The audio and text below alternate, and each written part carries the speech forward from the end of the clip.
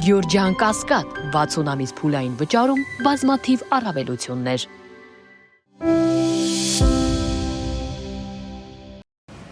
Երևան այցելության վերջին կանգառում Ամերիկայի փոխնախագահը հաստատեց Ալիևի հետ հանդիպմանը նրա գլխավորած պատվիրակությունն առաջ կբերի հայ գերիների հարցը։ Վենսը տեղեկությունը փոխանցեց ու կառավարական օդանավ բարձրացավ դեպի Բաքու ուղղություն վերցնելով։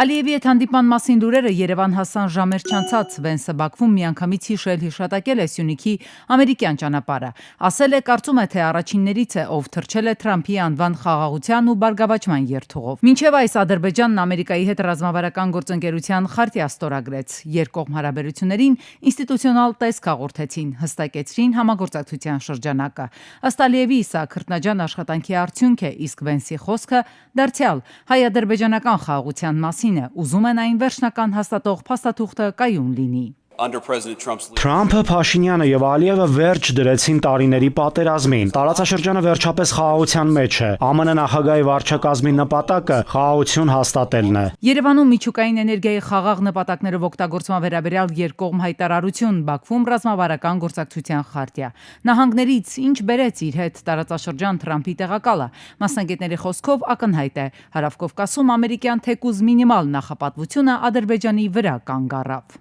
Չափազանց կարևոր է դրա կատարողականը եւ պետությունը ինչպես է կարողանում դա կապիտալիզացնել։ Եթե հիպոթետիկ Հայաստանը մի քանի անգամ ավելի դոմինանտ փաստաթուղթ ստորագրեր Միացյալ Նահանգների հետ, նորից կարևոր է լինելու դրա կատարողականը եւ կապիտալիզացիան տվյալ փաստաթղթի։ Այստեղ էլ ասել է, թե հակառակ կողմից իշխանականները սովորաբար հիշեցնում են, որ Հայաստանը եւս Ամերիկայի ռազմավարական գործընկերներից է, ավելին դեռ նախորդ տարեսկզբից։ Հիշեցնում են Սպիտակ տնից հեռացող Բայդենի վարչակազմի հետ ստորագրած փաստաթուղթը։ Ուրեմն, եթե տարածաշրջանում եւ մենք եւ Ադրբեջանը Ամերիկայի ռազմավարական գործընկերն ենք, բայց քաղաքագետն ասում է, ցանկացած փաստաթղթի ոչ միայն զուտ բովանդակությունն է պետք գնահատել, այսինքն այնինչ գրել են, այլև թե Սպիտակ թղթի սև թանաքը հողի վրա որքան իրական կդառնա։ Հիմա ում շանսերն են ավելի ռեալ, մեր թե Բաքվի։ Բայդենի վարչակազմից հետո անցել է տարուց ավել ժամանակահատված եւ այդ ընթացքում մենք որակյալ փոփոխություն արդյոք տեսնում ենք թե ոչ։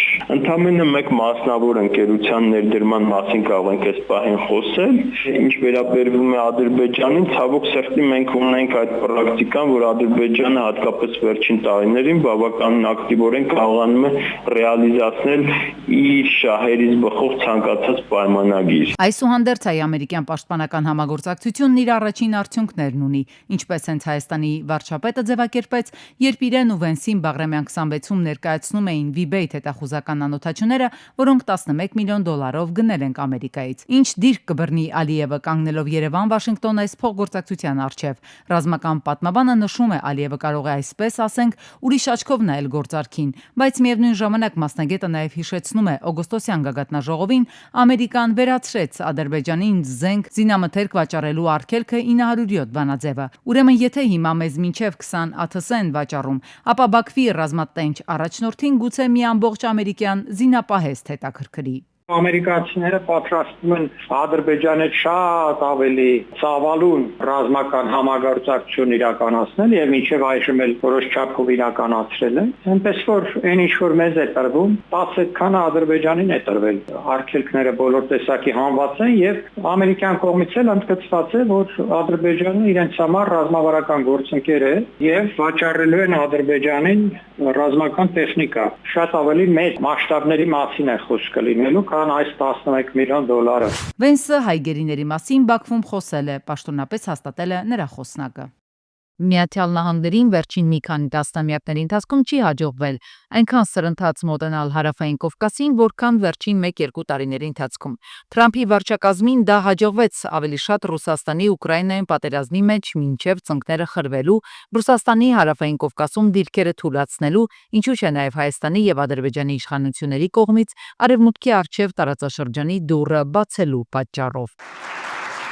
Ռուսաստանն ուշի ուշով խոշորացույցով հետևում է Հարավային Կովկասի իր դաշնակից երկրների Հայաստանի եւ Ադրբեջանի յուրաքանչյուր քայլի բացվածքին, այս երկու երկրների ավելի մերձեցմանն արևմուտքին։ Հայաստանի դեպքում Ռուսաստանից եկող մեսիջներն այնպիսին են, չեն ցանկանում վատթարացնել հարաբերությունները Հայաստանի հետ, փորձում են ավելի ընդլայնել տնտեսական քաղաքական հարաբերությունները։ Հայաստանից գրեթե նույն կերպ են արձագանքում Ռուսաստանին։ Ռուսաստանի շահերին վնասելը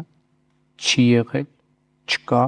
եւ չի լինելու մեր օրակարգում։ Արդարացումներով, փաղաքշական խոսքերով, սակայն չես համոզի ու հանգստացնի Ռուսաստանին։ Այդ երկիրը տեսնում է, որ արևմուտքի նպատակը մեկն է՝ մեկուսացնել Ռուսաստանին Հարավային Կովկասից։ Օրինակներից մեկն են բերում փորձագետները արևմուտքի առաջարկը միջուկային ոլորտում Հայաստանի հետ գործակցությունը, այստեղ նոր մոդուլային տիպի ատոմակայանի կառուցումը, եւս էներգետիկ առումով Ռուսաստանից հեռացնելն է։ ԱՄՆ-ն, Թուրքիան եւ Ադրբեջանը լուծում են ուրիշ խնդիր, փակում են մեծամորում գործող ատոմակայանը։ Թրիփ ուղու դեպքում էլ ըստ վերլուծաբանների այնպես չէ, որ Միացյալ Նահանգներն աջակցում է Հայաստանին կամ Ադրբեջանին։ Ամերիկայի Միացյալ Նահանգների նախագահի վարչակազմը առաջ է մղում իր պետության աշխարհաքաղաքական շահերը կենտրոնական Ասիայից մինչև Եվրոպա, որի մի հատվածը Թրիփն է։ Շատ կարևոր բան Վենս ասաց, որ ԱՄՆ-ն ներդրող է փնտրում Թրիփի համար եւ փնտրում է տարածաշրջանում։ Տարածաշրջանում ով ունի ռեսուրսներ եւ նպատակ։ Ադրբեջան։ Իդեպ Հայաստանի իշխանությունները մերժում են նաև Թրիփ նախագծում ընդգրկվելու ռուսների յուրաքանչյուր առաջարկը։ Հիմնավորումն այսպիսին է, որ նախագիծ, որտեղ Ամերիկայի Միացյալ Նահանգներն է, Ռուսաստանը չի կարող տեղ ունենալ։ Հայաստանի կառավարությունը Ռուսաստանին առաջարկել է նորոգել ռուսական ընկերության կառավարման ներքո գտնվող երկաթուղու հատվածները։ Ռուսաստանից արձագանքել են, որ քննարկում են։ Քաղաքական առումով ըստ Փաշինյանի արձագանքը դրական է։ Բացակայող հատվածները վերականգնելը առանձնապես մեծ խնդիր չի, ոչ ֆինանսական, ոչ տեխնիկական առումով, բայց պետք է այդ երկաթուղու արագությունը մենք անպայման ապահովենք։ Հայաստանում Ռուսաստանի դեսպանն անդրադառնալով Հարավային Կովկասում ստեղծված վիճակին հայտնել է, թե տարածաշրջանը կրում է աշխարհաքաղաքական տուրբուլենտության ազդեցությունը։ Այդ բարդ պայմաններում ըստ Կոպիրկինի Ռուսաստանի եւ Հայաստանի հարաբերությունները թեւակոխել են փոփոխվող իրողություններին հարմարվելու նոր փուլ։ Նկատվող մարտահրավերների հաղթահարումը երկու կողմերից պահանջում է երկարաժամկետ քաղաքական կամք եւ ռազմավարական իմաստություն, երկկողմ փոխգործակցության կուտակված պաշարը պահպանելու եւ բազմապատկելու համար։ Ռուսաստանը շահագրգռված է, որ Հայաստանը ինքնիշխան, ուժեղ եւ ինքնաբավ լինի։ Չնայած արտաքին ցնցումներին ռուս դիվանագետը համարում է, որ Ռուսաստանը մնում է Հայաստանի առաջատար առևտրատնտեսական եւ ներդրումային գործընկերը, երկրի էներգետիկ ու պարենային անվտանգության ժամանակով փորձված երաշխավորը։ Կրեմլի խոսնակ Պեսկովը եւս մեկնաբանելով Վենսի այցի ընթացքում Հայաստանի եւ Ադրբեջանի հետ Միացյալ Նահանգների համատեղ լայնամասշտաբ ծրագրերի մասին հայտարարությունները, ասել է, թե Հայաստանն ու Ադրբեջանը ինքնիշխան պետություններ են եւ ունեն ինքնիշխան իրավունք կառուցելու իրենց հարաբերությունները այլ երկրների հետ։ Մինչ Բաքու մեկնելը Զվարթնոցում Ջեյդի Բենսը հաստատեց հայ գերիների հարցը Ադրբեջանում կքննարկեն։ Այո, հանդիպումների ժամանակ կխոսենք նաև հայ գերիների մասին։ Դա անկասկած կքննարկվի։ Մենք շատ լավ հարաբերություններ ունենք թե այստեղ վարչապետի եւ թե Ադրբեջանի նախագահ Իլհամ Ալիևի հետ։ Նկատի առնելով լավ հարաբերությունները Իլհամ Ալիևի հետ, հնարավոր է արդյոք, որ ԱՄՆ փոխնախագահը խաղաղության համատեքստում բարձրացնի նաև Հայաստանի սուվերեն տարածքից բռնազավթած 200 քառակուսի կիլոմետր ազատելու հարցը։ Հնարավոր է, որ Վենսի այցից հետո ադրբեջանցիները լքեն հայկական տարածքները, ռազմավարական բարձունքները։ Մասնագետները լավատես չեն։ Միջազգային իրավունքի մասնագետը նկատում է Ալիևի սուրը ներպետական դատարաններում է կտրում։ Վախենալու բան ունի Ալիևը։ Օրինակ կարող է պարզել, որ այդ ոչ թե Հայաստանն է հարձակվել Ադրբեջանի վրա եւ տարածքներ գրավել, այլ իրականում Ադրբեջանն է հարձակվել անկախություն հռչակած միավորի վրա, իրականացրել էթնիկ զտումներ,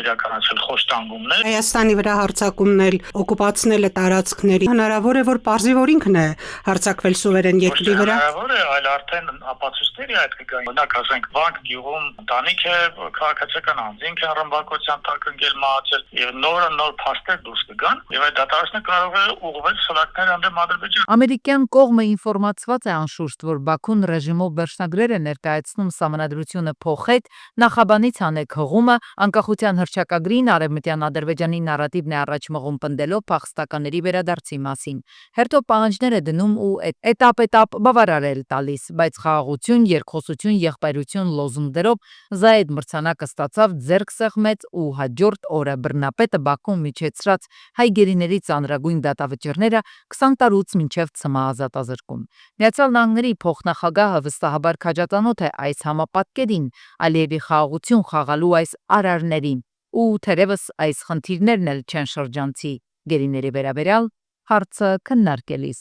Դուք հույս ունեք, որ Վենսի այցը կարող է այդ հարցը լուծել։ Չեմ կարծում, կարող է ինչ-որ մի process արագացնել, փափկացնել, կարող է ի վերջո մի քանի հոգել ազատ արձակի Ալիևը, բայց քաղաքական պաշտոն զբաղեցած անձանց կարծում դեռ երկար կտևեն այդ process-ները։ Արևմուտքը Հայաստանում շահեր չունի, անհանգստանում են մասնագետները, շահերն ավելի շատ Ադրբեջանում են նավթ, գազ, Թրամփը Բաքվի հետ ռազմավարական գործակցության է ձգտում նկատում են։ Հայաստանի հետ այդպիսի գործակցության մասին Վենսը չխոսեց։ Ամերիկյան ներդրումները ամերիկյան Սթենֆորդի համալսարանի դոկտորը խրախուսում է, բայց հույս չունի, թե դրանք Հայաստանի պատվարը կարող են դառնալ։ Ներդրումը չի ապահովում անվտանգություն։ Ներդրումները Ուկրաինային չօգնեցին, ներդրումները Վրաստանին չօգնեցին, ներդրումները Իրաքում, Աֆղանստանում չօգնեցին։ Տասնյակ ուրիշ օրինակներ կարող են բերել, որտեղ հսկայական գումարներ են ներդրվել, դա խաղաղություն չի բերել, դա շատ անգամ պատերազմ է բերել։ Ադրբեջանին զենք վաճառելն արգելող 907 բանաձևի չեղարկմանը Ալիևը հասավ օգոստոսի 8-ի Վաշինգտոնյան հանդիպման ընթացքում։ Հիմա մասնագետները մտավախություն ունեն, որ ամերիկյան կողմը Բաքվի հետ ռազմական գործակցությունը կարող է շատ ավելի խորացնել։ Խաղաղությունը փաստերով է հաստատվում, նկատում են մասնագետները, երբ ստորագրված չէ խաղաղության պայմանագիրը, երբ ինքնիշխան Հայաստանից զավթած տարածքներ կան, երբ հայերը գերի են Բաքվի բանտերում, ինչ խաղաղության մասին խոսել, հարցնում են ու հիշեցնում պատերազմից անմիջապես հետո են բաց թողում գերիներին, հենց պատերազմի գրված ու չգրված օրենքներով։ Խաղաղության մասին Ալիևի երթումներին արդյոք պետք է հավատալ։ V-Bait անոթաչուն, որը Հայաստանը գնել է Ամերիկայի Միացյալ Նահանգներից, առաջին անգամ տեսախցիկների օբյեկտիվում է Բաղրամյան 26-ից Հանրապետության նախագահի նստավայրից։ Մեր երկիր այցելած Միացյալ Նահանգների փոխնախագահին ու Հայաստանի վարչապետին ներկայացնում էին հայ-ամերիկյան համատեղ նախագծերի ընթացքը։ Փաշինյանն այստեղ արձանագրեց։ Պաշտպանական համագործակցության առաջին արդյունքն է Վենսը նախ կարճ ձևակերպեց իր համաձայնությունը։ Խաղաղության հասնելու լավագույն ճանապարհն է ըստ Թրամփի տեղակալի։ Հիմա այն մասին, թե ինչ կտա մեզ, ինչով է հարստանում մեր զինապահեստը հայ-ամերիկյան ռազմական կամ թեկուզ պաշտպանական համագործակցության առաջին պտուղով։ Այս հետախուզական անոթաչուն արհեստական բանականությամբ է աշխատում, որին էլ կոչում են անոթաչուի էլեկտրոնային օդաչու։ Այս համակարգը հնարավորություն է տալիս սարքին ինքնուրույն աշխատել, եթե չկա GPS կամ կապը ճնշված է։ V-Bait-ը կտեղորոշի իր դիրքը օդային տեսախցիկների ու սենսորների օգնությամբ կկողմնորոշվի, ինչը մասնագետների գնահատմամբ առանցքային կարևորություն ունի մեր օրերում, երբ մարտադաշտում հակառակորդները նաև ռադիոէլեկտրոնային պայքարի մեջ են մտնում։ Թվային օդաչուով անօդաչուն երկինք է բարձրանում ու իջնում այնտեղից ուղղահայաց, հետո հեռու տարածքներ կարող է հասնել նաև հորիզոնական դիրքով։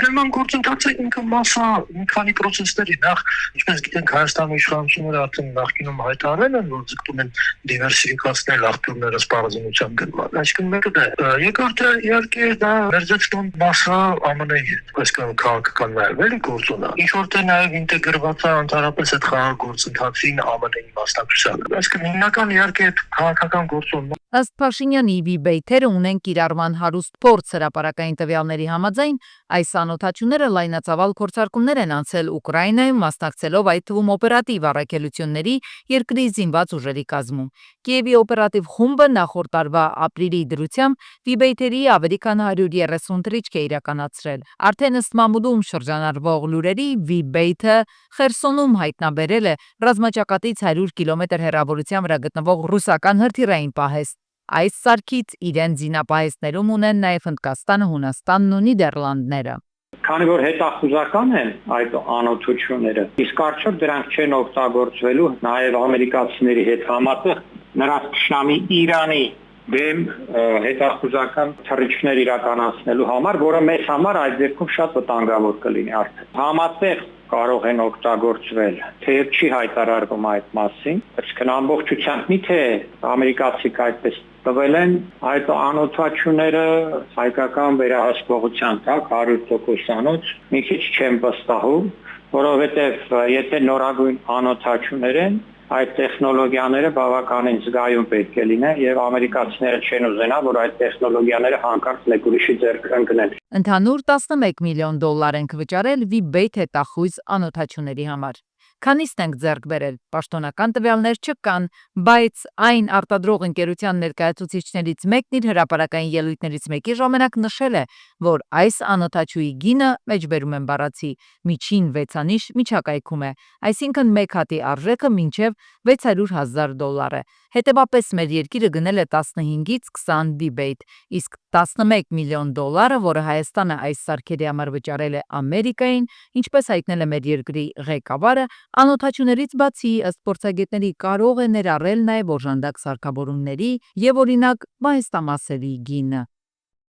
Այսուհետ Հայաստանի Հանրապետությունում տղաները մինչև զորակոչի տարիքի հասնելը կարող են լքել երկիրը, խուսափել զինվորական ծառայությունից ու դրա համար չենթարկվել քրեական պատասխանատվության։ Օրենքը վերաբերում է 27-ից 37 տարեկան Հայաստանի Հանրապետության քաղաքացիներին։ Փոփոխություններով նախատեսվում է 5 տարբերակ՝ ծառայել 24 ամիս, ծառայել 1 տարի 6 ամիս եւ պետական բյուջե վճարել 2.5 միլիոն դրամ, ծառայել 6 ամիս եւ վճարել 5 միլիոն դրամ, ծառայել 1 ամիս եւ վճարել 10 միլիոն դրամ, վճարել 15 միլիոն դրամ եւ չանցնել զինվորական ծառայության։ Քվեարկություն։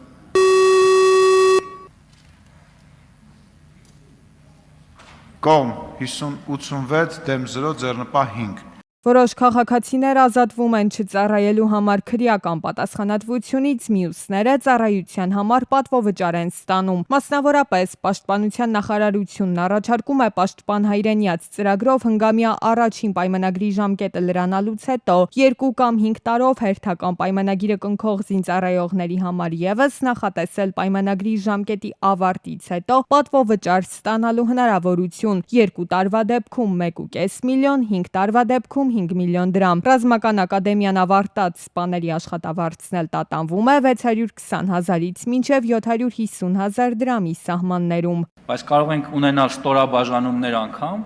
որ այս 750-ից զատ, եթե անցկացնեն նաև այլ պայմաններում ծառայություններ, նրանց աշխատավարձը ավելի բարձրանալու հնարավորություն կունենա ընդհանուր մինչև 820,000-ի։